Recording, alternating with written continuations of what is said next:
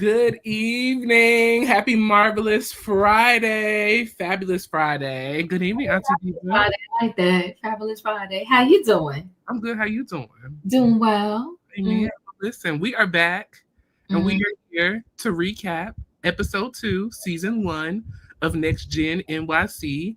What happens in Brooklyn?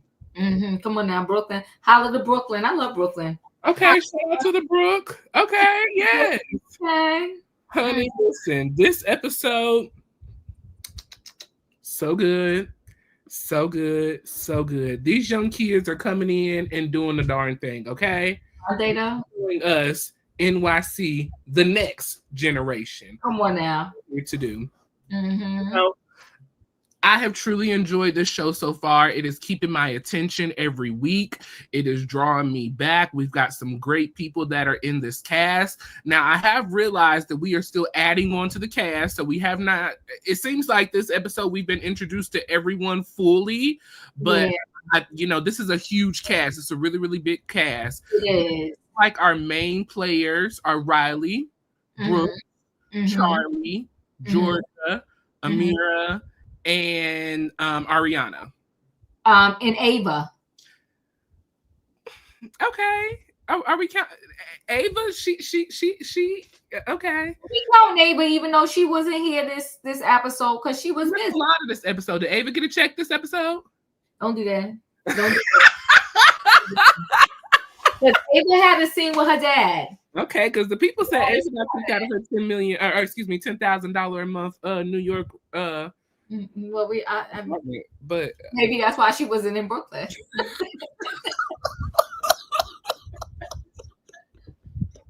She had no place to stay. You got to be like Ariana. You got to show up for all the scenes, okay? You gotta get you a hotel, Airbnb. Child. Sis got to clock in, but I'm truly enjoying it. We got a beautiful cast. Your thoughts so far on this new show?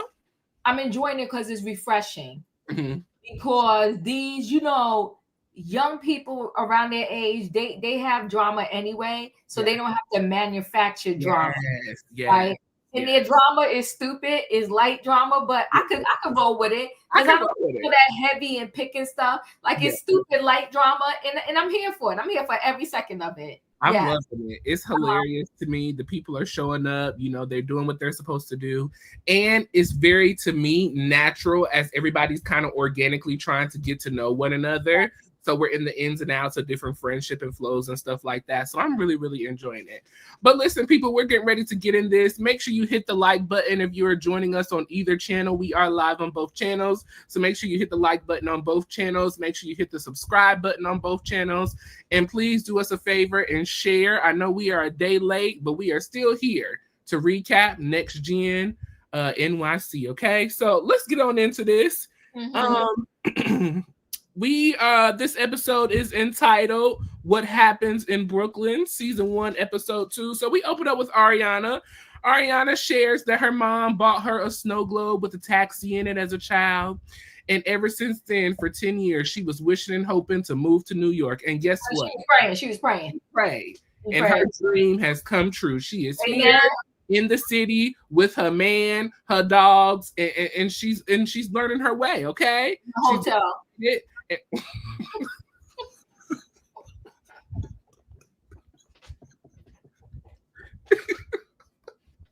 I'm sorry. And in her hotel room. Listen, let me just mention this for you. As her parents got kicked out the mansion, we heard like last year sometime that they was moving out. Apparently, that was a whole bamboozle because the Marshalls had to come kick her parents out because the new owners was like, we need to take ownership of our home. They were still in there. How embarrassing. I think this is what happened, dropped on Tuesday, something like that. Embarrassing. And this was filmed last year, as they have shared in a few different interviews. So we're just now seeing what is going on with Kim and Croy? Just embarrassing. This is so embarrassing. So embarrassing. Yeah. Horrible. Child. but she's here. She's living it up. Okay. We have Riley. Riley is, living in Brooklyn now. She's a graduate of NYC. She just moved to Brooklyn not too long ago, but she's been here for 5 years. Riley has said that it's taken her a minute to build friendships and to find real, genuine friends who don't care about her for who she is or what she has, but actually, wanting to be to her and have a real relationship with her outside of things. But she says, this is a place where every man is here for themselves. You got to fight and press on to see what the end gonna be. Okay. So looking like a mini Candy. She does she not? She looks just like her mom, just a taller version of her mama, literally. So beautiful. Can I ask you a question, Royaire? Where her daddy at? Where Block?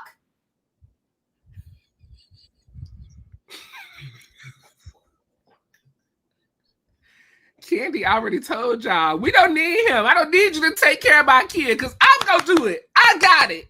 I'm going to make sure Riley okay, all right? We're good. I'm just asking. Mama Joyce said, take his ass to child support.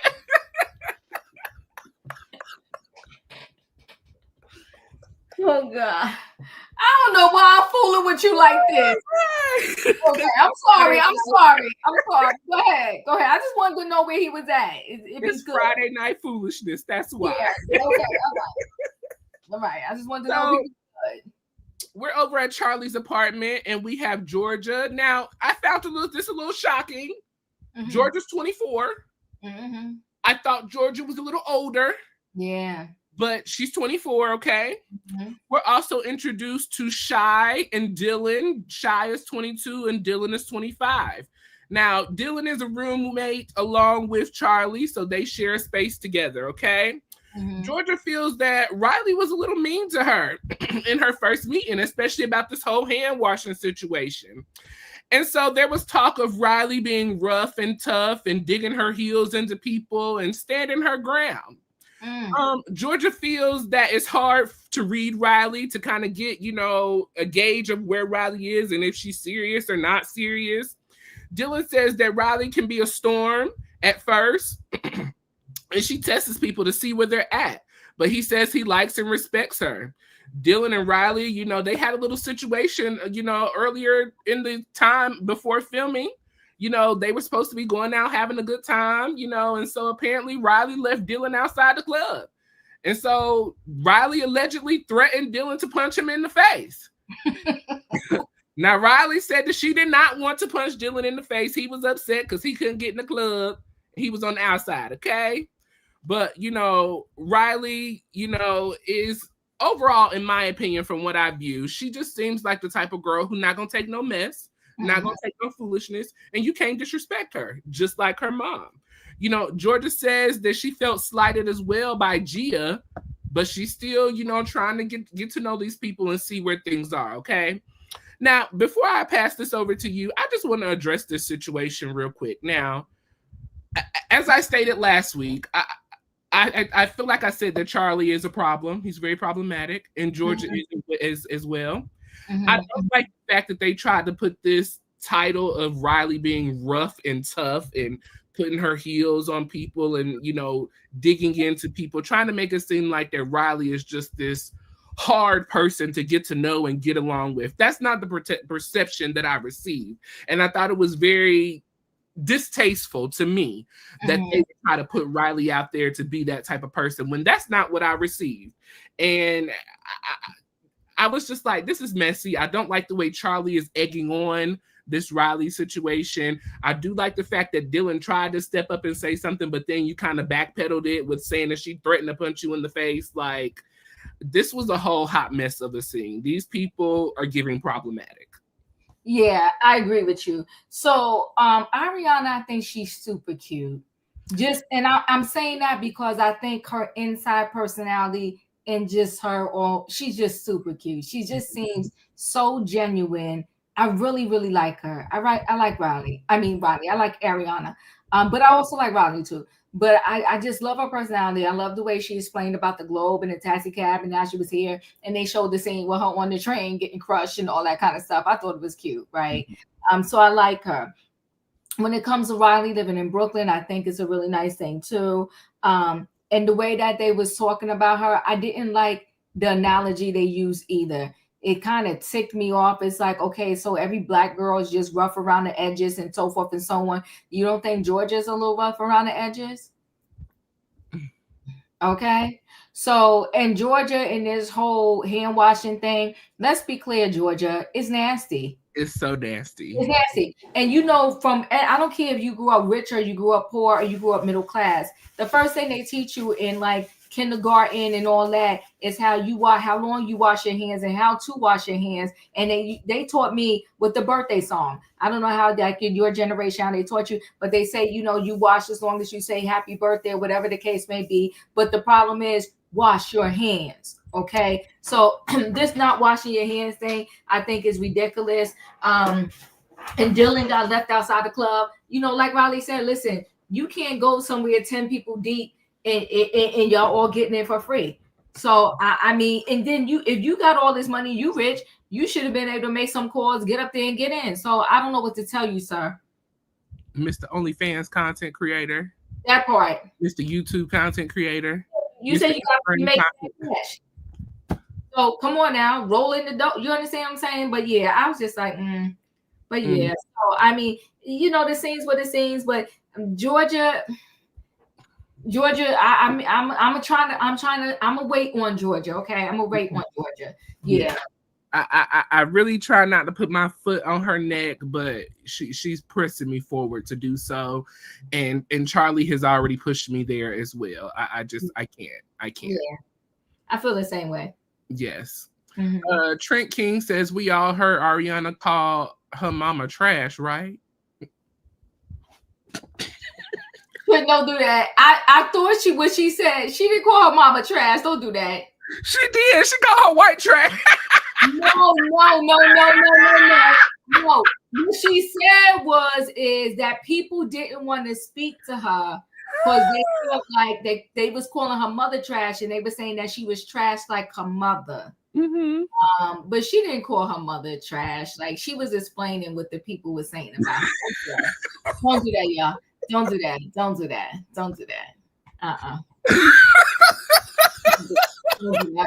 And you crack it up. Bless you for that. And listen, Miss Amy said, "Yeah, we waiting on Georgia because we see her. We see her. Okay, Georgia. I'm not going to throw her out yet, but I'm looking at her. I got the side eye on her. Yeah. Mm-hmm. Listen, thank y'all for joining us. Make sure you hitting that like button and subscribing to the channel if you're not, and then make sure you share with someone. Let them know we are live and recapping NextGen NYC. So we are heading into our next scene with Gia, Teresa Giudice. We have Brooks and Meredith. So as we all know, Teresa's from Jersey, and Meredith is from Salt Lake City. Brooks, they're walking down the street headed to lunch. And so Brooks shares with his mom that Charlie went on a date with Chloe. And, he also shares with mom the text message that was exchanged between Brooks and Charlie. Okay. Now, for those of you who have not been watching, Brooks has a little sister named Chloe. And so Charlie and Chloe went out on a date last episode. I believe while during the date, Charlie decided to text Brooks and say, hey, you should join us out later on if we're not back at my place. Okay. So, when Meredith heard this, she was not happy at all. Her face went from, yes, son, to hell no, we're not having this. Okay. Mom said, listen, you need to stand on business with this. You need to let him know that your sister is not to be disrespected or played with. Okay. Right. Brooks did say that he talked to Charlie. They talked outside. They cleared it up. And so that was that on that, okay? While they were sitting and talking about that whole situation, Gia and Teresa, they come in and they greet one another. Now, Gia and Brooks have been friends for about 3 years now. Gia helped Brooks kind of walk into this new world of being a child of a housewife. As we know, Salt Lake City has been on for a little less than 3 years, maybe. So this was a new world for Brooks. He was really confused on how to navigate through all of this, especially being with his sexuality, coming out. It was very uncomfortable, being himself already, but then having to be yourself in front of the world. It was a real big struggle for Brooks. So Gia has been able to help navigate him through this housewife situation and being on this show as well. Gia shares the situation, with Teresa as well about Charlie and the whole conversation. And Teresa didn't take it well either, okay? So far throughout the show, it looks like that everybody is not taking this whole Charlie Chloe text message very well. And in my opinion, as I stated last week, it was very inappropriate. It was, the first part, let's hang out. This second part, unless we're back at my place, it was just totally disrespectful, out of pocket, and out of line to say to someone's sibling. It's one thing if we're just kind of having a conversation and we talking about somebody that we're not related to. I feel like when you're related to someone, you kind of show a little bit more respect, or when you know the person that they're, you kind of respect them and you have boundaries. Charlie has no boundaries. He thinks that he can say what he wants, when he wants, whenever he wants. And it's a problem for me because you can't do that up in here, sir. Okay. So Brooks, also says that he doesn't want to be confrontational, but he doesn't want to not be able to stand up and fight when he needs to fight. And so Gia and Teresa said, listen, Gia's got your back, okay? Gia gonna stand up when something needs to be said, all right? And so in the confessional, Brooks had to say, Gia is not my mouthpiece, but she's willing to stand up when she can, to represent me when she feels the need to. Now, Gia also brings up the young lady that does not wash her hands, Georgia. And so Teresa and Meredith are just disgusted by this. They don't understand why this girl is not washing her hands, okay? Brooks is still working through becoming his own person, being confident in who he is and what he's going to do going forward. So that was pretty much that scene. And then I'm going to throw this little Charlie and Dylan scene in here as well. Okay. So Charlie, as we know, Charlie is 30. He is roommates with Dylan.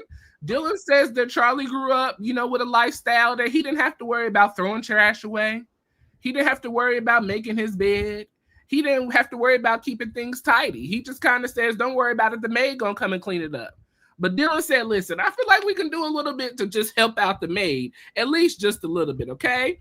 Now, Dylan grew up in Chicago. He is from a blue-collar family. He started in MMA and wrestling around the age of 9. He went on to become a state champ. He got injured, and so since then, he has become a digital entrepreneur, making money from Snapchat, Instagram, YouTube, and OnlyFans, okay? Now, Dylan shares that he's never seen Charlie work a day in his life. Charlie is a trust fund baby. And hey, if you don't have to work, don't worry about it. Charlie tells us that he grew up on the Upper East Side. Charlie, grew up worrying about money and being about money. That's all he knows about. Charlie feels that, he has a great dad and a great father, but he doesn't have a good dad. His dad was a financial provider, making sure that they have food and clothes and the necessities and the extras of life. But as far as emotions and feelings, things like that, it's a no, okay? And so that really spoke to me, and to see who Charlie is today, we can obviously see that Charlie is not really an emotional type of person. He doesn't have emotional intelligence of when to read the room and when not to, how the room is going and when to say and when not to say. So that little piece kind of spoke up to me, and it said, okay, now I understand why Charlie is the way he is. He just is emotionally unintelligent, in my opinion, okay? Now, Charlie and his dad are having a conversation.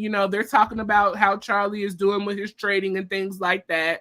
Charlie talks about the stock market going up and down, and he's just continuing to invest in and invest out and things like that. He talks about his roommate Dylan and his dad possibly liking the roommate, being a super cool guy. He says that Dylan has an OnlyFans account, okay? And that, that's how he makes his money. Dad suggests that Charlie should work out with Dylan. He seems like he's got a good body, a nice build. And so Charlie made a comment, about this whole, he's not a gay sex worker. He's not on OnlyFans doing gay videos. You know, he's just out there, you know, showing his body and making his money. Mm-hmm. Mm-hmm. Mm-hmm. Every time that I get ready to give Charlie a little bit of grace and mercy, mm-hmm. he comes through and just messes it up. Mm-hmm. Because to me, that was a homophobic slur. Gay people are not the only people that are on OnlyFans. You speaking truth. Come on now. Sexual things are not the only things that happen on OnlyFans. Right. So it was very offensive to me for him to kind of just stand there and make jokes about something that just not jokeable. It's not, you're classifying a specific place for a specific group of people, and that is not true. It's just every time I try to give Charlie a little leeway, he messes it up. Now, so Dylan seems very humble. As he said, he's from a hardworking blue-collar family, okay? He did the MMA thing. He got injured, but he continued on. And he's on the social media making money. He's building up himself in the content creating world. And so he's doing his thing out here as well. So I really enjoyed getting to know Dylan. So those two scenes with Gia and Brooks, and then Charlie and Dylan. Gia and Brooks. So Teresa, Gia, Brooks, and Meredith. I love this scene. I thought it was the cutest thing ever. I love the fact that they get along. I love the fact that the kids get along. I thought it was just a really cute scene. And I hope this is not going to be the whole season and storyline with this hand washing. But I will once again agree that, yes, it's a big yuck for me, right? You're not washing your hands. So they had that discussion. And I hope it's not going to be forever the storyline, too, with him and the sister and him texting about the sister. I'm gonna be honest with you. I mean, Charlie is a mess, but I also think when he sent the text, it was more like of a jokey joke. But I think they okay, we carried it on. This is the second episode. We carried it on. I hope both of those particular themes get dropped by the next episodes, because I really had enough of this hand washing thing, and I also had enough of, you know, the sister who we haven't seen again yet. I know it's only episode 2, but the sister seemed to be okay. She survived the date, so let's move forward. So that was that. But I love the luncheon. I thought it was cute. Now I love this scene between Charlie and his dad. The reason why I love this scene is because it gives you insight into who he is. Because the dad was just sitting there typing, like working his computer, like, you know, I'm going to provide for you and I'm going to do this. But, you know, and there are some men, maybe because they didn't know how, they never got the motion from their parents where, you know, he's a provider, but he wasn't just that emotional like that. I do want to know where's mom. I was kind of interested in that. So, you know, it's just, you know, I was like, I said, I wonder where the mom is. So, you know, just a lot more we got to learn with this, but I love learning, right? I don't like the way he brought up his roommate. And here's the thing. Anybody who can make money on any social media platform and enough to support themselves, holla, I'm looking to get there 1 point. You understand what I'm saying? Yes. Royaire, and listen, when you hear everything that's going on in the Diddy trial, if this man is just on OnlyFans showing his muscles,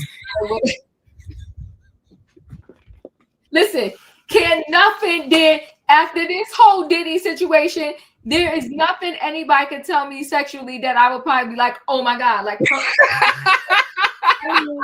I have been desensitized to like the lowest level. I mean, just lay back. There's nothing you can tell me. You be like, oh, I did that. Now I have one girlfriend who, you know, I got girlfriends different levels. Like one girlfriend, she tell you the story. She telling you the X-rated version. I be like, girl, oh my God, okay, I don't need all that information.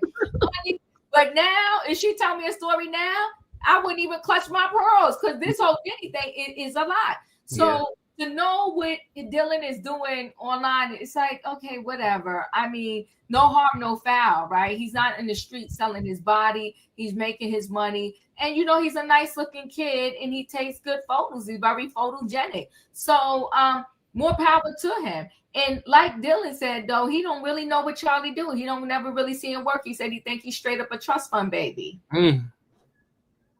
And even his dad said, "What you doing is not something. It's just straight." I don't know what his dad said, because the dad was so Basically, you wasting money and time. Basically, is what that is. you ain't never lied, boy. That's exactly what he AKA was saying, right? Listen, at the end of the day, the dad was very like not very emotional, but well, I'm not going to. Yeah, very stoic. You are correct, but I'm not going to really beat down on the dad, because at the end of the day, he took care of his son. He took care of his son. There are people out there on the live. I did 2 stories on trending topics last night where the parents actually took the lives of their kids. One was, I think both of them was toddlers. One was 3. The other one I think was younger. So the fact that Charlie lived up in the Upper East Side of New York, I'm not going to be sitting here talking about what was me, because he got the money. Go sit on somebody's couch and figure it out. And then you know what? You could come now. What people need to realize is, you can work from the now. All right. So maybe when you was growing up, your dad wasn't so loving this and that. You go hug dad now, kiss dad, and get dad before dad leaves this earth. Get dad to a place where he knows how to show emotion. You know what I'm saying? So yeah, but I love the scenes. I thought they was all worthy scenes that could show some lessons to everybody above. Let me back up really quick to Brooks. I love Brooks. I don't know what it is about my connection to Brooks. He just seems so kind, right? Love him. He seems so kind, so laid back, so caring. And you know, when he talked about how, you know, like just having to grow into his sexuality and having to do that on TV, I just love him. I love this mix of group, right? Because I think they're going to touch on so many different cultures, yes, in the young, you know, their age bracket. Mm-hmm. And it's just a mixture of everything. I love it. I really do. I love this show so far. I love it. I'm really enjoying it. Mm-hmm. You're freezing up a little bit. I don't know if you want to go out and come back in or not, but you're freezing up just a smidge. Okay. So while you talk, I'll try to hardwire in. Okay. Come on, these computers need to stop. Alrighty, people, listen, thank you for joining us. Make sure you're hitting that like button and you are sharing. Let the people know we are live recapping NextGen NYC, okay, episode 2. So next up we have Amara and Ava. We're having a walk in the park, a little sit down on the grass, okay? So Amara says that she is not an outside girl. She is the type of girl that's used enough to, you know, hopping in the Escalade, pulling up to wherever she's at, getting out, pushing her hair back, fixing her dress, and walking in the building, okay? But they are out here doing their thing. She is meeting with Ava. Ava is a model. She is a working model. Now, both of them are in the modeling industry, but Ava describes herself as more so of a, I guess, regular everyday model, whereas Amira is a social media sensation model, if you may. So Amira does TikTok. She has millions of followers on TikTok. She's huge on Instagram, on the social media platforms, but she's also walking into the modeling world as well. So Amira shares with us that she does have a boyfriend. Her and her boyfriend have been together for 2 years, I believe it has been now. And so, you know, she's planning to go back to Dallas, you know, so that her boyfriend Kevin can meet her family. Amira shares that she's never had any boyfriend meet her family, that they have, you know, had small run-ins with one another, but never an official meet. So this is their first official meet. Ava shares with us that dating is a little bit different for her. When, you know, she first met her boyfriend, or excuse me, when her dad first met her boyfriend, he was going in hard. Do you love my daughter? What's your intentions? Are you going to marry her? How much money do you make? Like, just really all up in the grill, you know? So Amira says that her dad is not like that at all, but she's super excited, you know, to introduce Kevin to his family. Amira also feels that Ava and Charlie have some chemistry together and that they would do well together. But Ava said that she ain't feeling it, okay? She said Charlie's just a little too much for her. You know, he's not exactly what she desires in a man or needs in a man. She needs someone that's going to push her into her dreams, into her passions, and to really do, you know, something, make something out of herself and do something with her life. You know, Charlie is a trust fund baby. He doesn't do anything. He doesn't have no real job. So he can't really do anything for Ava, okay? And then I'll talk about this next scene as well. Hudson and Ariana, they go out together to a fabric store. And so Ariana has decided, along with her boyfriend Hudson, that they want to start a clothing line together, okay? And they want to call it Adore Angels. Ariana said that she was in her closet just looking at her clothes and thinking, oh.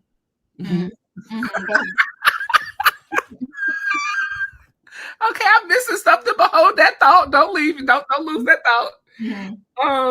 She was in her closet. She was looking through her clothes and thinking about angel numbers, and that's how she came up with the name. Okay, now New York is Candyland fabric for the fashion industry. If you want good fashions, if you want fabulous cloths, fabulous designs, you got to go to New York. Okay. Ariana, she wants to have a business meeting with her boyfriend because she wants to lay everything out on paper. She does not want to be in a situation that her mom and Corey are in. She does not want to go to court fighting back and forth for property and intellectual names and all of this other stuff, okay? So, Hudson said, listen, we can sit down, we can have a business meeting, and how about I give you 51% and I take 49%. That way, we don't have no issues. If God forbid, if something ever happened to our relationship, you can walk away with your portion. I'm good. We'll be all straight. Okay. Ariana said that's fabulous. And they continue to look at fabrics. Well, while looking at fabrics, Ariana brought up that she would like to reconnect with Riley. She's heard that Riley is in the city now. They grew up together. They once were really close to one another, but they haven't seen each other in about 10 years. Hudson thought it would be a good idea to try to reconnect with her. So she reached out to Riley, sent her a text. And so we're going to see how that meeting goes between the two of them. Hudson seemed very supportive of them reconnecting. And I'm just really enjoying Hudson and Ariana's relationship. Hudson is just a great gentleman overall altogether. He seems to have a really strong head on his shoulder. He seems very business minded. He seems very intellectual in what he's doing. And he's not here for the mess. He said, listen, I know you ain't got no money. I got the coins. If push comes to shove, I can go ahead, buy you out the business, or let you have the business and I'm good. So I love the relationship and the connection that they have built with one another. I love that they are supportive of one another. I love that he does not judge her for her mom's mistakes. Hudson just seems to be a really, really, really good guy overall, and I'm really, really enjoying him. My thoughts on Ava and Amira, I'm liking Amira more and more. The more I watch the show, the more I'm falling in love with her. Ava, I'm kind of struggling with Ava because she just seems very lost. She seems like she's not really sure what she's out here to do. She says she wants to do this modeling thing. Her mom is a fashion designer. I don't really understand why she's not I'm just not, I'm a little lost with Ava. I'm really lost. And we'll talk a little bit more about Ava once we come to that other scene with her dad. But your thoughts and opinions on those two scenes. So Ava and Amara, am I saying her name right? Amara. I like the both, really, to be honest with you. And again, I like the diversity on this show. And I like the fact that every scene, Amara is not concentrating on who she is. You understand what I mean? They're just letting her be. And I love it. I love it. I thought it was a cute scene. And Ava said, get that bug off of me. I'm a person like that too. Get the bugs off of me. I'm not that bug girl. Like, I'm not that outside girl. Like, keep the bugs away. And go away from me with this, Apollo. Away from me with this. So, and I think, her introducing her boyfriend Kevin, like, and going to meet the family. I love it. I thought it was a great, cute scene. I was here for it, right? And then Hudson and Ariana, they are two cutie pies together. I love them. And you know what? Both of them, when in life, when you meet somebody that's just your perfect match, God bless these people. Can that fall upon me? Okay. Before I'm like 80, like, fall upon me. Come on, Lord. We worshiping you. Bring it to us, okay? I receive it. They are, I receive it too, okay? They are so cute together. And he just straight up said, don't, because she was like, I don't want to have this fighting like my mom and dad. So we got to just make sure everything is in order. He said, I'll give you 51% and you'll always be in control. Mm-hmm. I mean, these two, I love it. I'm not here for the name yet. It gotta grow on me. Adore Angel clothing. Adore Angel can. I don't know. I'm not. It didn't sit well with me yet. Okay. She said that the spirits, I guess, and the angels kind of spoke to her, and the woo woo woo and wah wah wah, and the name came to her. I'm not woo woo wahing with it. I'm just not. I'm just... Woo woo woo woo woo woo. So I gotta let it sit for a minute, but listen, sometimes it's not just about the name, it's about you actually launching a product, because listen, She by Shanae, the name was fire, but you can't find no She by Shanae nowhere. So I mean, we're gonna carry on, okay? So maybe we will actually see Adore Angel, and maybe by the end of this season, she might have a fashion show with some fashion. We shall see, okay? Well, it made me think about Giselle's daughters, Adore and Angel. That's what it made me think about. And I was like, I wasn't feeling the name. Yeah, that's a good. Yeah, you are correct. Okay. I don't know. They need to come up with a different name together. And first of all, I think there is a clothing line that may have the name Hudson in it or something. Adore Angel sounds familiar too. Like that's something I've heard before as well. So I think it's like you said, because of Giselle's daughter's name. Okay. But I think they should name it Hudson something. I think that name would be more fire. Yeah. I don't know. That's my thoughts. But anywho, I love the fact that she planned to text Riley. And what I really love is that there is no shade being given. As I'm saying, I'm trying to text Amita. This girl got a good heart. I'm feeling her. I'm feeling her a lot.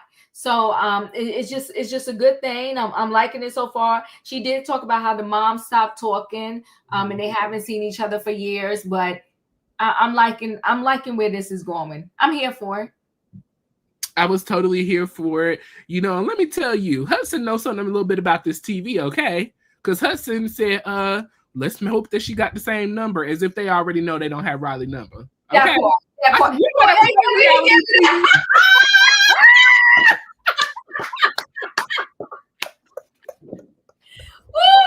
playing up this reality TV. Give it up for Hudson. Shout out to Hudson, okay? Hudson. Yes. I peeped that boy in. Come on, he's playing this game. This boo came to New York to make this money. They came to New York. Go, Hudson, go. We need a category for Hudson on the Real Housewives Awards, okay? He was the best boyfriend of the reality, okay? Because he's coming through, he's doing his thing, he's being supportive, he's standing up for his girl, and we're gonna talk about that in just a moment, okay? But before we get to that, let's talk about Ava and Dame Dash. Oh my goodness. Now let me say this first of all. You talk to Dame, I need you to pull up to the camera real close, okay? Get close. This is not about you. This is not your show, okay? This is about Ava, okay? Not about you. This is not growing up hip hop. This is not Real Daughters of Hip Hop. No. Next gen. You are the old gen, okay, sir? Stick with it. Stick with it. Do you think they gave him a couple of dollars so he could get some groceries? Because he's broke. It's obvious. Okay, yeah. It's very obvious. Okay. He's the only parent doing confessionals. No, Brooke's mother sat with him. Who? Brooke's mom. Oh, okay. Yeah. I must have missed that. Okay. Okay. I'll back off a little bit. But still, he been in the confessionals since episode 1. This is too much, sir. We're doing too much. Yeah. We don't want to see you. We want to get to know Ava, okay? That's why I can't get to know Ava, because Dame is such a distraction. Okay? So, we're out on the streets. They're offering drinks. Dame and Ava are taking little shots. Dame says that he's not the coolest, 24-year-old or anything like that, but he's definitely the coolest 54-year-old, okay, out in this block. Ava says that she's grew up in New York until she was the age of 14. She then moved to LA with her mom, and her sister. Ava says that, Dad asked how her money was. Ava said it's good, but it needs to keep coming in. Ava wants to be a model, but Dame says that he feels that that's a pipe dream. Modeling is not for you. He wants Ava to get up and run one of these companies that he's got, okay? Dame shares that him and Ava, they have a good relationship now, but it hasn't always been like that. Things got a little rocky. Unfortunately, when she had to move away to California, Dame said that he closed up his businesses and packed up and had to go and be with his daughter. So he moved out to LA. And so him and her mom don't have the best relationship. And so he puts it on Ava to, say, hey, I'm very proud. I'm very happy for you. I'm glad that your mom, is missing you and things are going good between you and her. But we need to get a better relationship together. You need to work on that. And so Ava says, I already have. I've tried, but mom is who she is and things are what they are. Okay. Ava says, she wants to be in modeling and she's very serious about that. Okay. But she has acne. And when you have acne in modeling, it ain't it. So she asks his dad, do you have insurance? Are you paying for insurance? Are you getting government assistance? Are you on the Medicaid? What you got going on? And so Dave says, listen, I know I got insurance. And so she says, listen, I need to get my IUD out because it's causing me to have acne. Meanwhile, Dame's his diabetes little machine is beeping. He need to give himself a shot. He talking about he don't have time for this. He don't want to talk about this. And he gets up and walks out the restaurant. Okay. And then I'm going to just throw this in here as well. Riley and Ariana, they reconnect. Beautiful scene. I totally enjoyed this moment. Best moment of the show for me. Riley calls Candy before pulling up into the park. And so she lets mom know, hey, girl, I'm meeting up with Ariana. Just wanted to call and check in with you. And so Candy said, listen, girl, go in there. You guys used to be besties. Unfortunately, me and her mom stopped talking. And so it just grew distance between the two of y'all. But don't let what me and her mom had going on affect you and Ariana. Go in there, open heart, open mind, okay? Riley said, well, mama, what happened? Candy said, none of your business. Mind your business. Just go in there, do you, and enjoy yourself, okay? So, Riley walks in. They greet one another with a beautiful hug. It was a nice little reunion. They seem to be really genuine with one another, to seem really connected to one another and getting to know each other. Ariana said that she was super excited to reconnect, but she was nervous. So Riley said the same. While they were talking and having conversation, Candy texts a picture to Riley of Ariana and Riley together. I want to say they were like 8 or 9, and it was just such an adorable, chubby little picture of them. I was like, look at these little girls. Like, this is crazy. Seeing them from 10 years ago up until now, or 10 plus years ago up until now, it was just a beautiful, beautiful sight to see. Both of the girls said that, they're still living it up in New York. Riley says she's living in Brooklyn.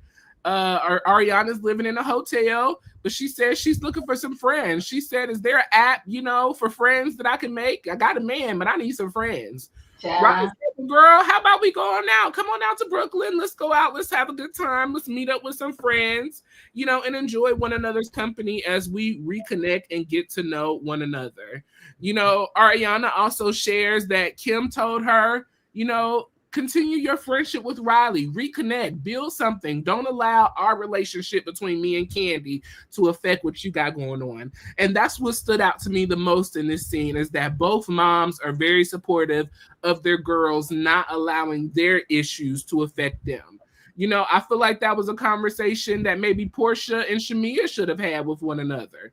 Don't allow the parents' drama to affect what y'all got going on, okay? Yeah. Beautiful scene, reconnecting. Shout out to Riley and Ariana being mature enough to look past whatever issues may be and to coming back together to build a connection. And I was just watching an interview earlier today on YouTube. They're still friends today. They're doing well. They are happy that they reconnected. And they said that they're excited to see how their friendship was built throughout this show as the show continues to roll out. So this was just ultimate beautiful scene, my favorite scene of the show. I loved it too. And I loved this how she was like thinking that, you know, it was going to be so awkward. But I back up. Let me go to Dame Dash and Ava first. Mm-hmm. Dame Dash was putting on a whole performance. Like you said, he wanted a reality show himself. Mm-hmm. Him being dramatic, getting her walking out when she talked about and asked about the insurance. Now, see, shame on Ava for being in an apartment that's $10,000 a month. And I know she couldn't afford it, but still she was in it. $10,000 a month and you don't have no insurance. Like, we got to make this make sense.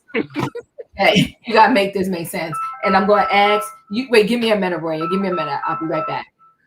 Yeah, I just don't understand why Ava is in this apartment. You know, Ava has not seemed to have any real job from my understanding. You know, she doesn't seem like a trust fund baby from my understanding. I don't know what Rachel Roy's status is in the fashion community still. I don't know if she's still that girl. Obviously, her dad, Dame Dash, is not that guy anymore. I know that him and Jay-Z used to be connected. They're no longer connected. So it just really seems like that Ava, as she has told us this episode, she's trying to find her way, trying to figure out what she wants to do and what she enjoys and where she's going in life. Yeah, so you're in an apartment that's $10K a month. And yes, I saw on the internet she got kicked out of it. She got evicted, but you don't have insurance. This doesn't make sense. And he's worrying about her being an entrepreneur and taking over one of his failed businesses. She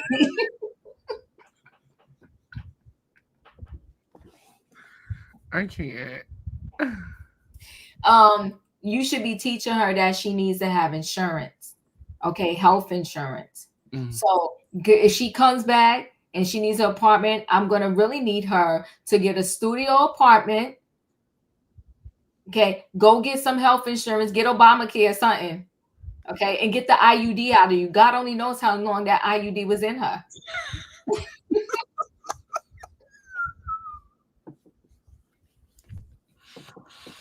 And listen, she got beautiful skin. I didn't see the acne, but she said she got it. So I roll with it. Okay. And him sitting there talking about he need a joint. Dang, please. You need more than a joint because now the people were suing you so that you could pay this money that you owe. This is embarrassing. And no, you don't leave it up to your adult daughter talking about fix the relationship between me and your mama. No, the mama probably don't even want you to get back in good graces with you because she probably afraid you're going to try to ask her for some of her money.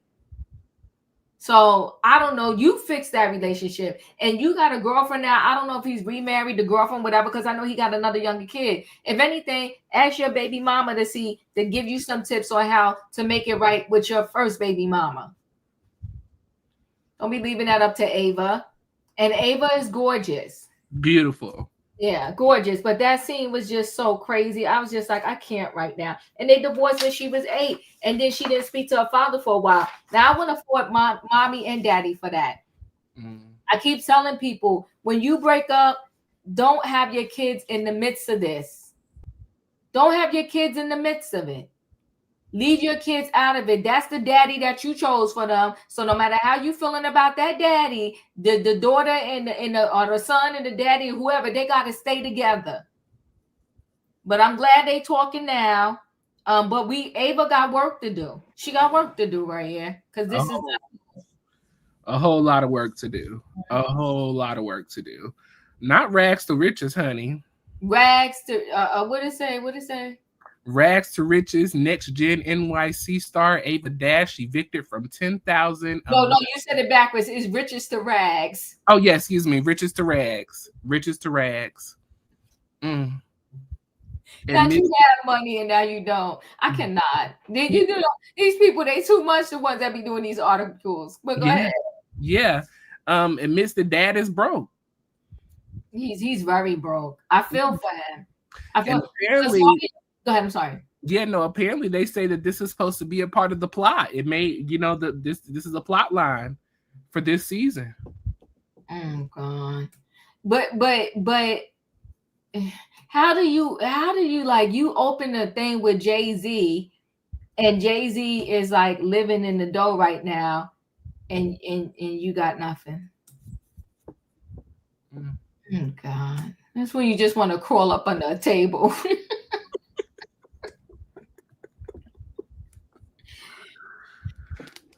This is a fashion show with no fashion. Child, that part. Mm-mm, mm-mm. Mm-mm-mm. So we have a scene up next with Amira and her boyfriend Kevin. You know, they go out mini golfing and they have a little lunch date together. So Kevin, he works in finance. Amira describes him as very calm, very grounded. He keeps her chill. They met on Hinged, okay? So shout out to the Hinge dating app. Maybe I need to get on Hinge and see what's up. They've been together, or they've been talking for 2 years now. Kevin didn't know who Amara was when he first met her. And then he said he realized that by her fashion, by her looks, by her ways, that she was not your average everyday girl. And he fell in love with her right then and there. You know, Amira says the reason that she loves Kevin is because he has his own thing going. He's in the financial industry. He works a 9 to 5 and he ain't chasing clout. You know, the former boyfriends that she has brought around her, you know, they went on about their business and chased the clout all the way to the clouds, okay? But she said not Kevin, you know, and that they are going to go and, you know, meet her family. And so we'll see how things go with that. You know, they talk about their first time meeting, which was at a lipstick show for, I don't remember what the people... I forgot what the brand she said. I forgot what the brand was too, but you know, they met then, and so they just been going strong ever since. So I thought that was a very beautiful scene. I'm enjoying the fact that they are allowing Amara to be just an everyday person. We're not emphasizing that she's a part of the transgender community. We're not separating her from being someone outside of a regular person. I love that we are making her an everyday average individual. She plays her role on the show. She shows her life, you know, and keeps things going. So I'm loving how NextGen and how Bravo has presented her to the show. And they are just, you know, showing love is love. People are people. They are who they are. And we got to live in that comfort zone of being okay with people being who exactly they are. So that was a beautiful, beautiful scene to me. I'm going to stop here because our next scene is really that final scene. So we can talk about that. Yeah, I love this scene. I love that. The boyfriend scene's very genuine and just, you know, laid back or whatever, not here for clout. And she said not only was they there for clout, but she said they made their come up and then they left. Let me tell you something. Trash. People will use and abuse you if you let them, okay? Yeah. So I mean, it's craziness, right? So I appreciated the scene. I like it, and I like her a lot. Yeah, Amara, I like her a lot. She seemed real laid back, real cool. You know what I mean? There's not much more I can say about that. I like them together, and I want to see where this goes. But the part I told you I really, really love is the way they're handling her storyline. Yes. They're not having in our face every second. And because you don't remind us, like if you don't know, you wouldn't probably know. You don't even think about it. You don't think about it. Exactly. That's it. Yeah. You don't think about it. Yeah. Yes. Listen, in the words of Dwight, you can use me, but don't abuse me. Because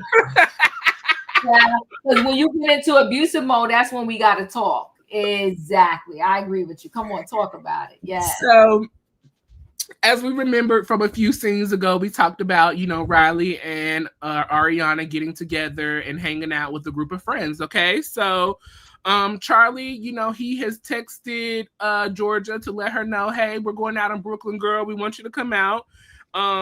You know, Charlie is a little hesitant of going, you know, because of her last interaction and run-in with Riley, you know, and that was the thing. What bothered me also about it is they made it seem like that Riley was the only one that had an issue with it in those small scenes. Gia was not okay with it. Amara was not okay with it. Brooks was not okay with it.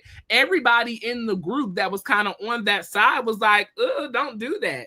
You know, this whole my body, my choice situation. Honey, Riley has a body and Riley has a choice as well. And just like you can choose not to wash your hands and do what you want to do with your body, Riley can choose for you not to touch her, not to hug her, and not to have any interactions with her. So this whole my body, my choice is everybody. Get out. It's universal. It's universal. Stop it, ma'am. Yeah. Please stop. Yeah. Okay. So we're at this group outing. You know, Riley is the first to show up. Riley is hosting this event. You know, she's just moved to Brooklyn, so she's hosting the girls and guys out in Brooklyn tonight, okay? So once she gets there, Charlie and Shy show up as well. So she's introduced to Shy on tonight. And so Brooks is in the car riding with Ariana and Hudson. Brooks asked if, you know, if Ariana has talked to Riley and updated her on the friendship group. Ariana says that, you know, she does know about the hand washing situation. She also shares that she does know about the text exchange between Brooks and Charlie as well, okay? So the major things in regards to, you know, this whole friendship group has already been put out to Ariana, okay? So Ariana is already walking into this situation with some preconceived conceptions, okay? Because she's been kind of updated on everything that's going on. Riley is also sharing with Charlie and Dylan and Shy about Ariana, okay?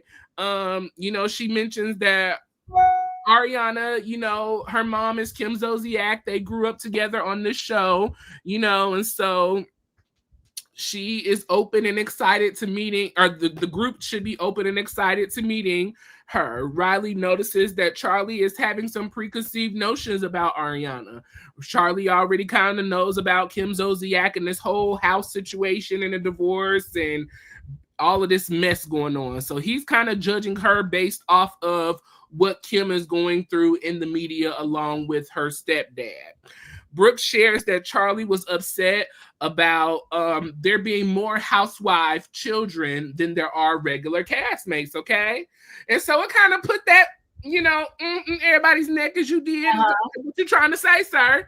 Because listen, you wouldn't be here if it wasn't for us and our parents, okay? That's what it's really giving, okay? So the girls, you know, they in their feelings about that, but they're going to let bygones be bygones for now, okay? So Charlie, he is getting ready to make a little comment about Ariana, and Ariana walks to the door with Brooks and Hudson, okay? So he says that he's heard things and he knows things. Charlie says that Georgia is almost here, you know, and, you know, asks if anybody has their Purell, okay? Anybody got some hand sanitizer, you know, because we know that Georgia is showing up. Ariana says, I have mine. And Charlie says, huh? How do you even know? You don't even know what's going on. And Ariana says, yes, I do. I got people in places. They talk to me. They tell me what's going on. And so Ariana kind of felt disrespected by Charlie's initial meet and greet with her. You know, a little disrespected by the comments he was making, a little disrespected in his tone of the conversation. So Ariana already got a bad rub off on Charlie, and Charlie has a bad rub off on Ariana, okay? So we've already set that stage for the night. Charlie wanted to know, why did everyone tell about Georgia in this hand washing situation? And so, you know, he also asked Brooks, where's Chloe? And Brooks says Chloe's in LA. And Charlie says, well, I guess there's no point in texting her tonight. And so Brooks says, not this again. I just need you to stop. Like, this is not cool. It's uncomfortable. It's not the move. I don't like it, okay? Right. It's like knock it off.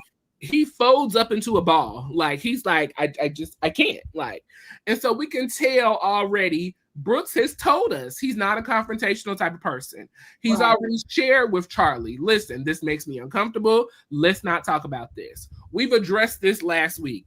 So because Charlie is being, excuse my French, an ass, here we are yet again talking about this same situation that we could have let go in the first episode, but here you are bringing up his sister again.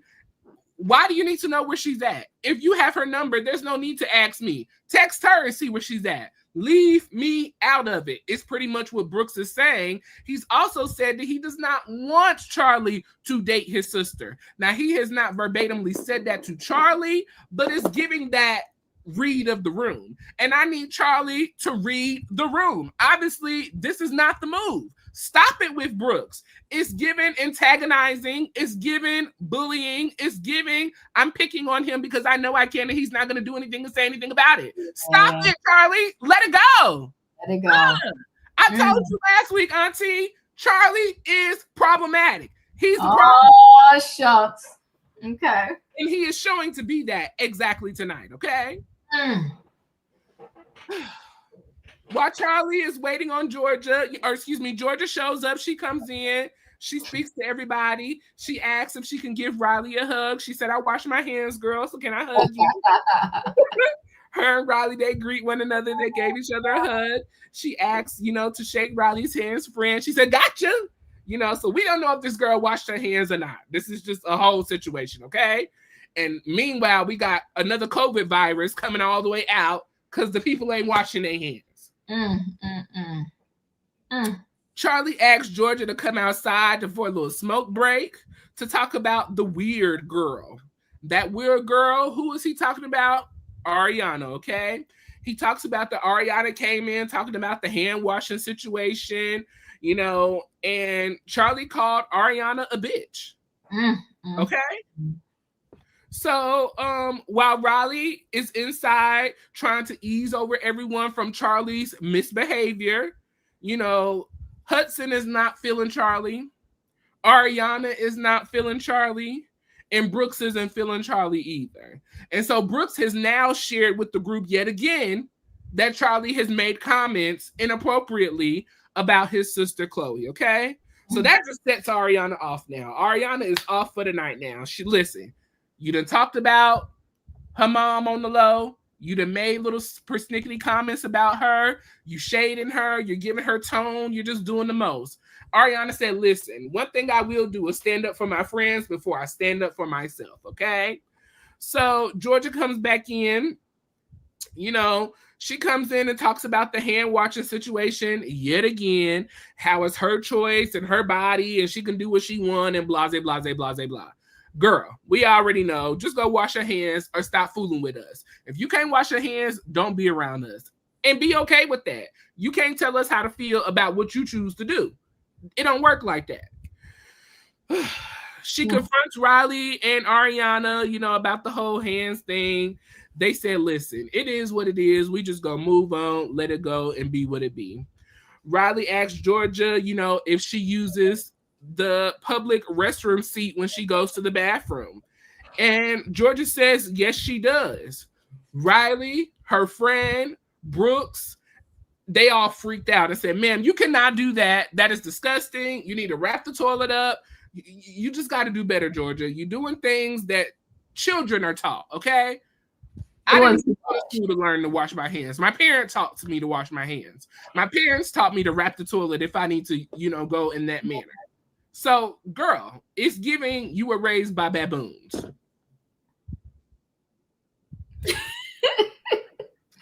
So they decide to go out dancing. And so Ariana, she she goes on and goes out with everyone. She's walking down the street. She's doing her thing. Her feet are hurting. She's like, listen, this is too much. She says, Riley, I understand why you don't wear heels, girl. Riley says, well, I don't wear heels because I can't walk. Which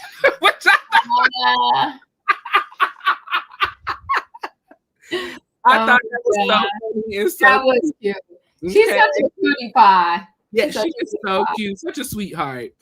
So, Charlie says to Brooks that, I don't care. Do you mind if I F your sister is what he says. Now, here's another comment that Charlie has made about Brooks' sister. After the first episode, we told you this makes me uncomfortable.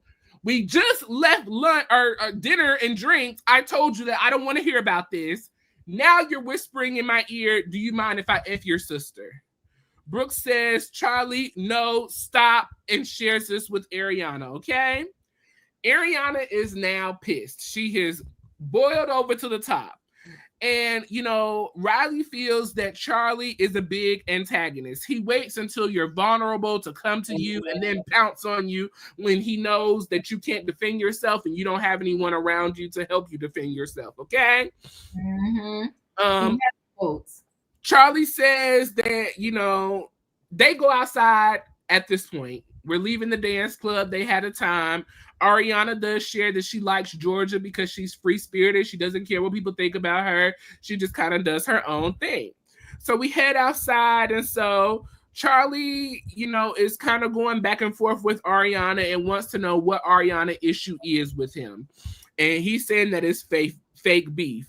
Ariana shares that you continue to harass Brooks about his sister. Why are you being such a dick? You don't have to be this way. Why are you doing all of this?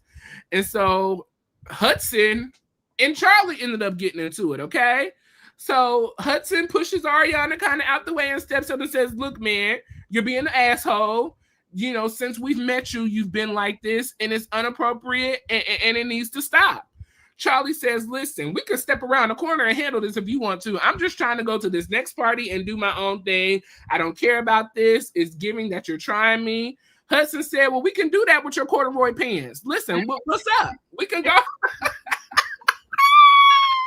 Not the corduroy pants. I said, child. Charlie gets in the car. He leaves and heads to his next party. And that is the end of this episode of NextGen NYC. Well, what happened in Brooklyn? Listen, this last scene was something else. First of all, I thought it was cute that they all, hung out in Brooklyn because that's where Riley lives. Yes. Everybody being there, everybody showing up, everybody being a part of this. It was a whole scene and a half. Okay. Charlie is messy. Charlie is definitely messy. He likes to rock the boat. He likes to start stuff. I think even though just because it was not an overt, like falling over drunk, I think, he drank too much and he get the run in that mouth. Okay? So he was running the mouth. He kept pushing the envelope. And then he want to act like, almost like Steve Urkel. Oh, did I do that? He's talking about, oh, this is really going to be a thing. And you're like, come on now. What are you doing here? Stop, right? So, I mean, I love the way that Hudson and Ariana, thick as thieves, okay, sticking together. It's just cute. They're just a cute couple. This is messy. Charlie, as this goes on, I can already tell Charlie going to be problematic. Yeah, no, he is problematic. Yeah, he is. I think it's going to get worse though. But Ariana acting like he was the senior citizen of the group was.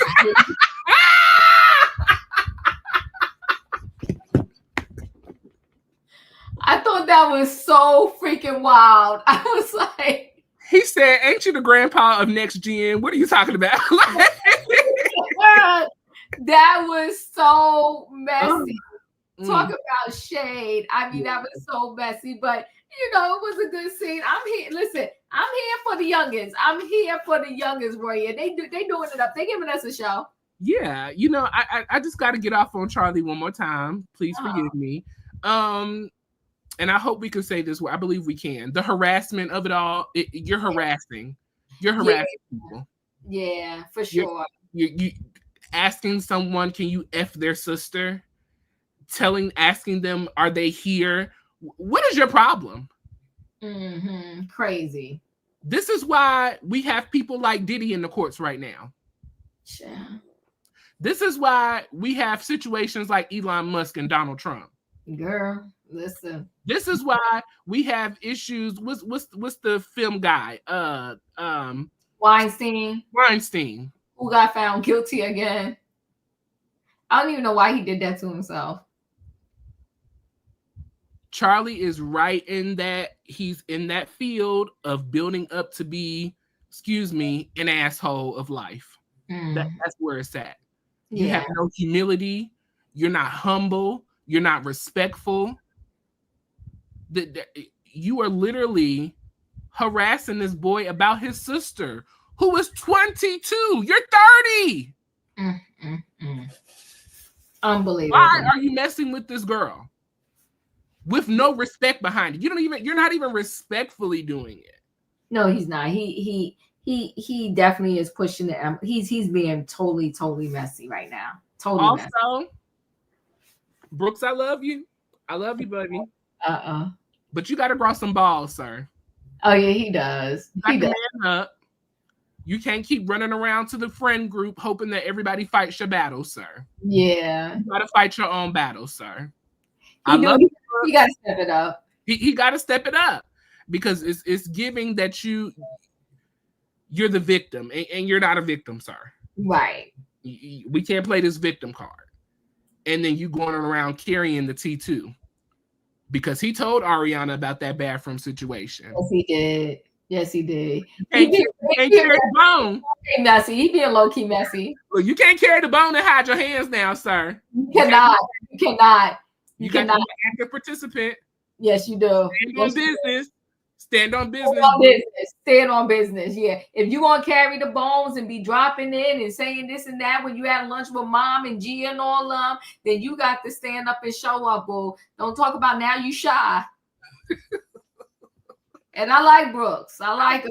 We ain't doing this. We ain't doing this. I love him, but we got to stand on business, Brooks, because you're a little too old.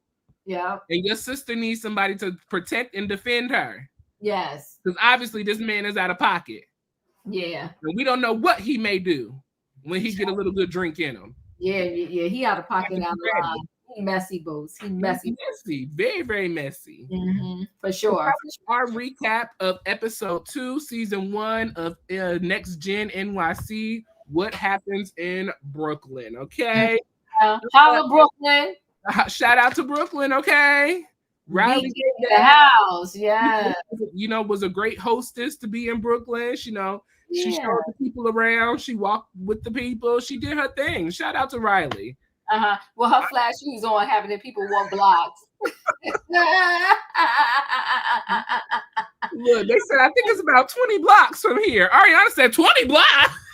Yeah, but she was not taking off her high heel shoes on the New York Street. No, she wasn't. She's so cute. She cute.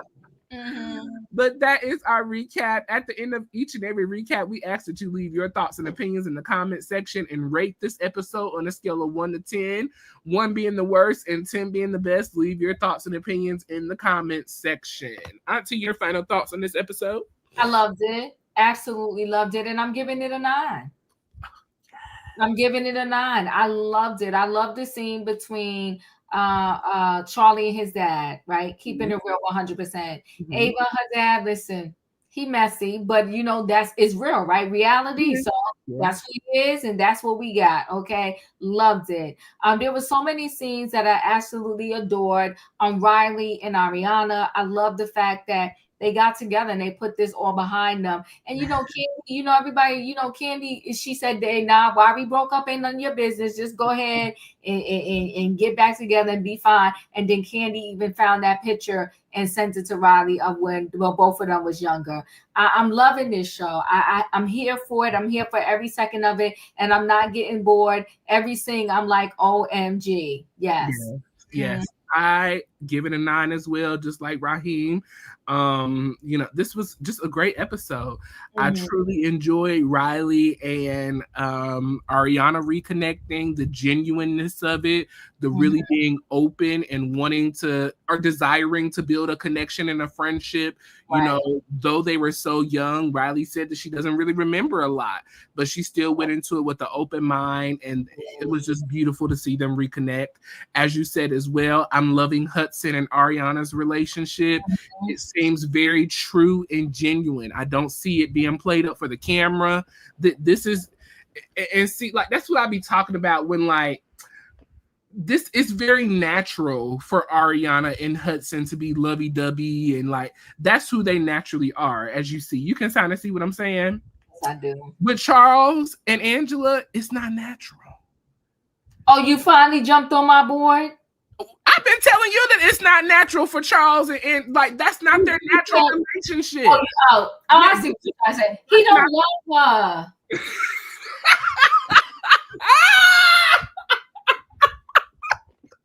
He don't love her. No, he don't love her. You calling and it's their anniversary. He like this. It was the day after. Child, bye. I couldn't deal with Charles. I mean, I get being laid back about a relationship, but he's too laid back. He's too laid back for me.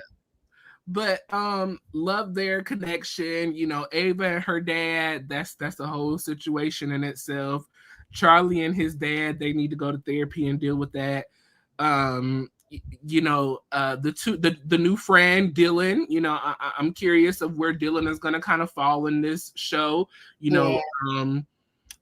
And I'm curious to see if anybody else is going to see the problematic issues that Charlie is bringing into this group.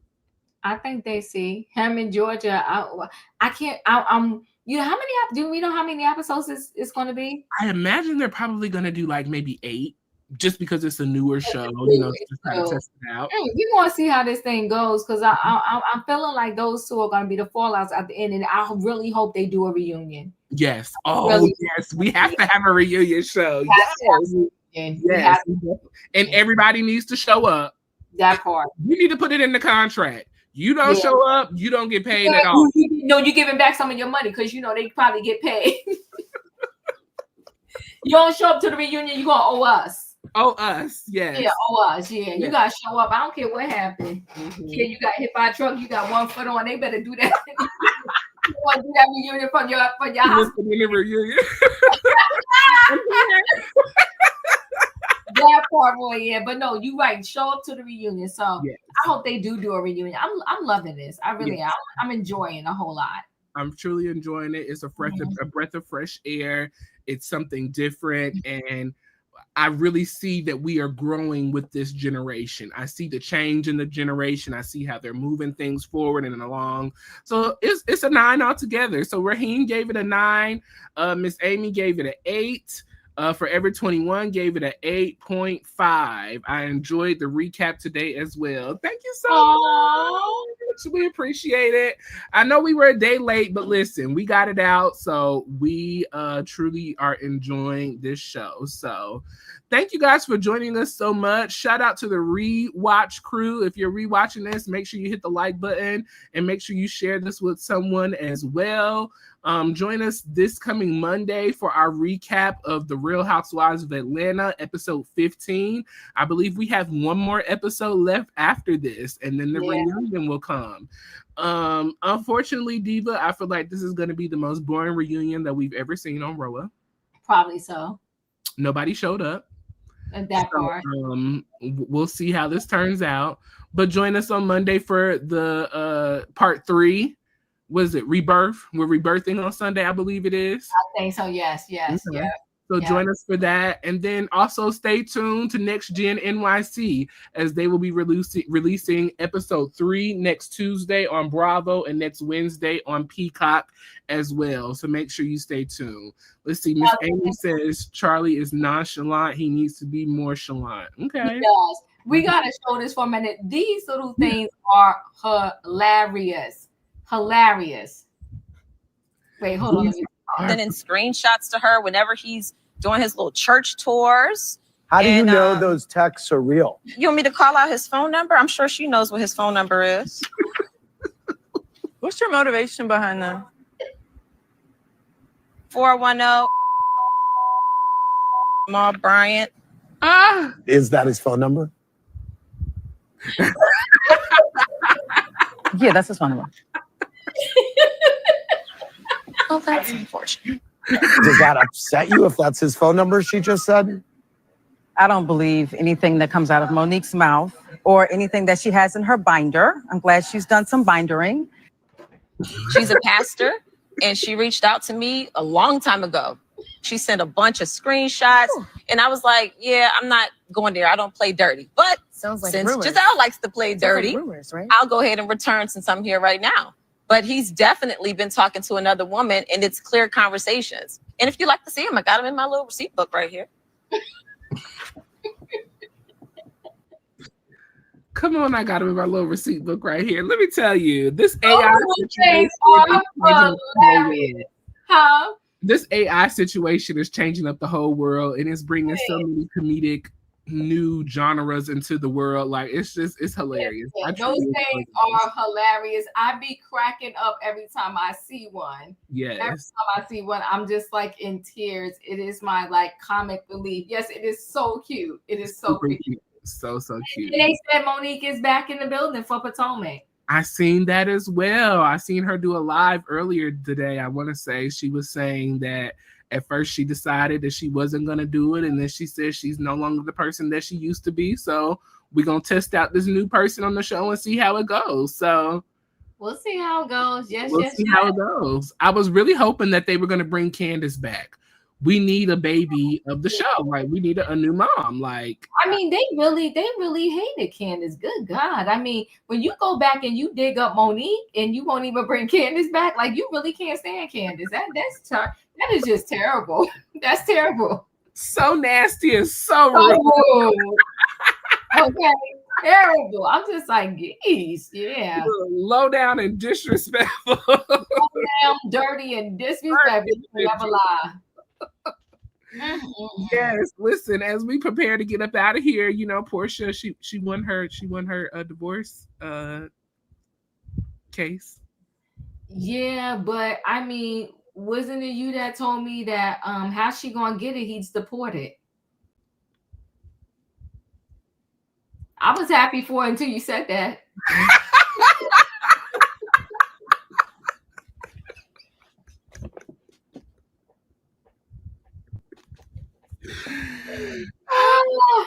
I was all excited for. I said, yeah, she won $40K a month.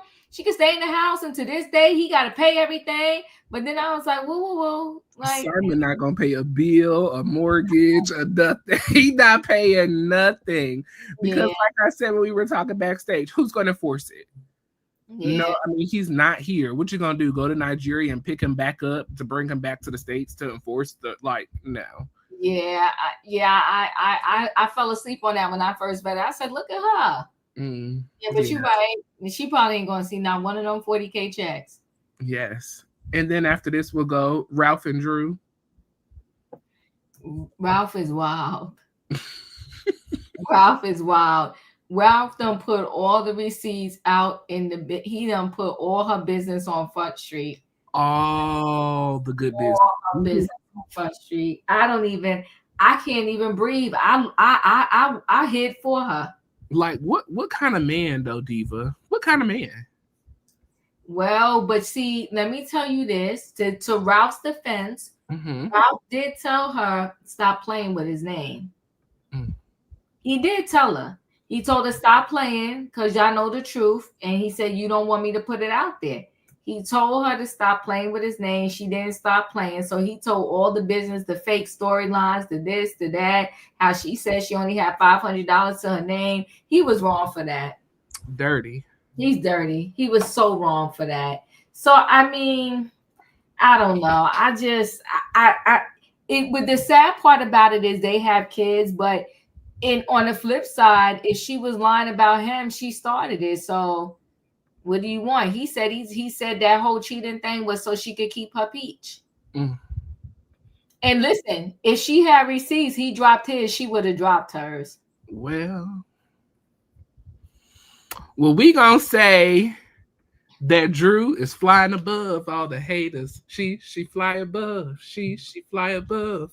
It's beneath her. It's beneath her. It's beneath her. Well, yeah, you know what? You know I love you. She ain't fly above nothing.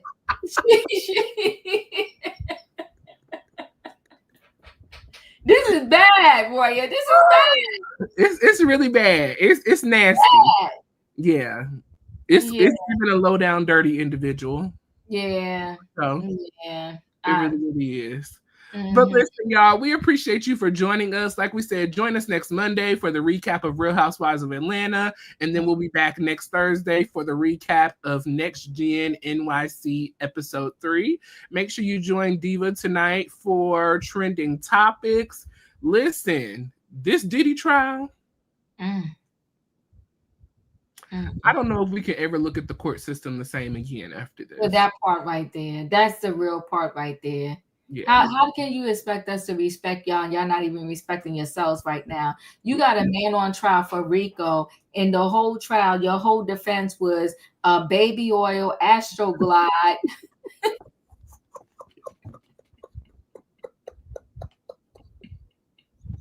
Like, this is stupid.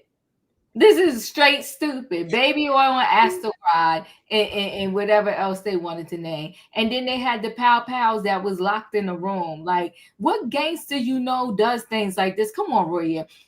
All the girls was getting money. Maybe they didn't like the amount of money some of them was getting, but they all was getting money. So what, I don't know. Every story we saw about the pimp would take the chick's money. He was giving them money. You got a phone call that you playing for us like it's going to be some bombshell revelation, and he on there talking about, baby girl, get on your job, baby girl, because I'm on mine. Where's the coercion?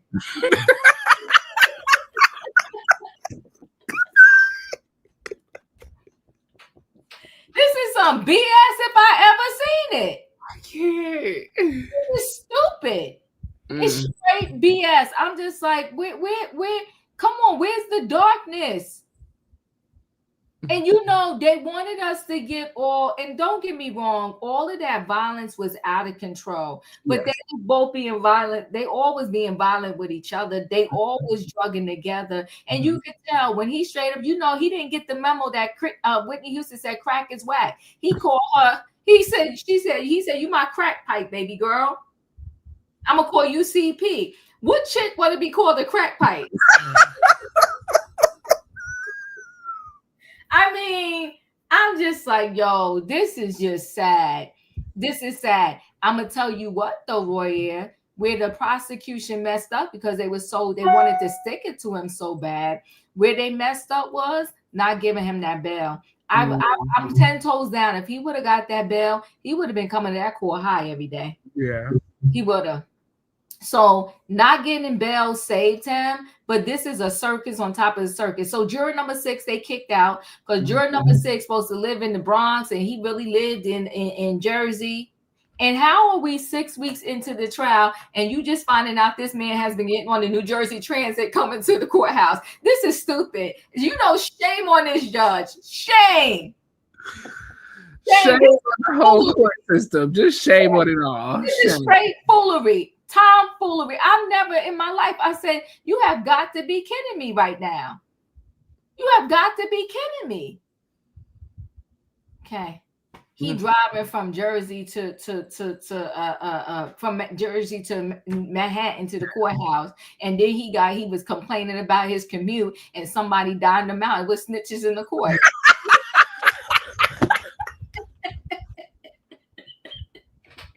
Not you complaining about the lie that you told, sir. Really? Child, snitches in the court. Snitches in the court. They snitched on him to the prosecution because the prosecution needed something because they was losing. So they snitched to the prosecution. The prosecution went to the judge. The judge said, okay, I got to figure out how to handle this because this looked bad. Mm-hmm. So I don't know, though, how they decide which alternate comes in now. I don't know how they decide that. It's always kind of whoever was next up in line. Like, so they number the 6 extra ones, and if you're the one, you in next. Right, you in next. That's what I thought, or how it worked. Maybe, yeah. I don't know. I'll read up on it. But either way, juror number 6, now you don't have no commute. And you better not go out here in these streets talking for we hold you in contempt. That part. You's a whole fool. You a whole fool. Not you was getting out of tea and you complaining about your drive that you lied about your address. Sir, really? Or ma'am? Big stupid dummy. Yo, Judge Ron is running. He ran a whole circus with this Diddy trial. Listen, not only you got people in the courtroom out of pocket, out of line, you got the jurors out of line. He's sitting there giving Diddy the thumbs, like, giving him like the nod, like, I got you, bro. No, you don't, because now you home. You could have been the one to save him, and now you done messed up. You messed up. Now you home. Crazy. I want to say they said that was the only black man. So the black man out the building, he gone. Diddy, this and Diddy. I don't know. This whole thing, it's just, it's unreal. I'm learning so much by watching this case, but I'm at the same time, I'm just like, you know what? Can we move forward? Because this is crazy. Yeah. It's crazy. We need our closing arguments and we need deliberation. That's all we need. That's all we need. I don't know though who possibly the defense is going to bring to the stand. Who could they really bring to the stand that's going to help Diddy? Who's going to help this? And what do you say? I never saw a freak off. He's a good man. I don't know why I talk to you sometimes, Royaire.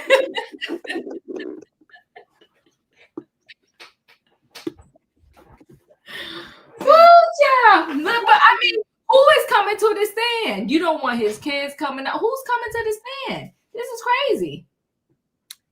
I don't even know. I don't even know who would. I can't even think of an individual other than Kanye West who would show up to even put themselves in this type of situation. Like who? Kanye West is loony. Listen, you ain't gonna get no straight answers out of him after 5 minutes. He'll be all over the place. Yeah. No, listen, if they put Kanye on that stand, they'd be like, take Jenny back to the jail right now.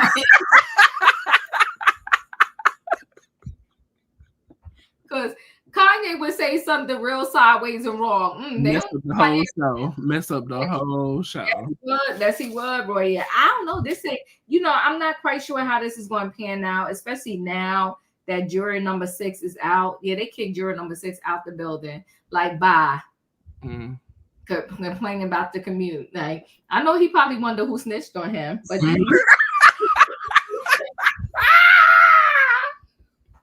look, I'm gonna be waiting on you at 5 o'clock, sir. Okay. But you know what though? He home now. Stupid. Now I guess he telling his wife, he been talking to his family. No, he definitely been talking. If you was complaining about your commute, you've been talking already. So yeah. He has. Listen, at the end of the day, he probably really needed to go. But the defense, y'all should have did better because that was your ace in the hole. Now he gone. Yeah. Now you really in trouble. I don't know what the rest of these jurors, but this is gonna be crazy. And then how do they blend?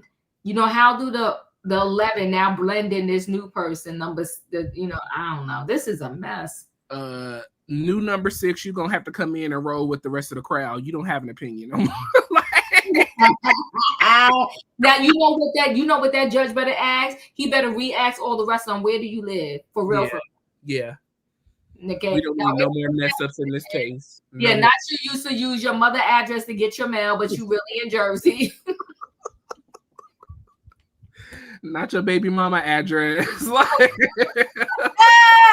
Child. No, we need to know for real where you live at and what's the real story. See, everybody want to game the system, but when it comes to something like this with jury duty, that's where you run into trouble. Yes. Stop gaming the system, people. The truth ain't in nobody no more, Royaire. That's the real sad part. Yeah. Nobody got the truth in them. Yeah. But It's very unfortunate. But listen, y'all, make sure you join Chronicles of the Gray Head Diva tonight around 8:30 for trending topics. I'm sure she will go over the latest details of this court situation and so much more. So we love y'all. We appreciate y'all. If you did not hit the like button on both channels on the way in, make sure you hit it on the way out. Subscribe if you're not a subscriber. We love y'all. We appreciate y'all. And we'll catch y'all next time. Good night and goodbye, everybody. Bye, y'all.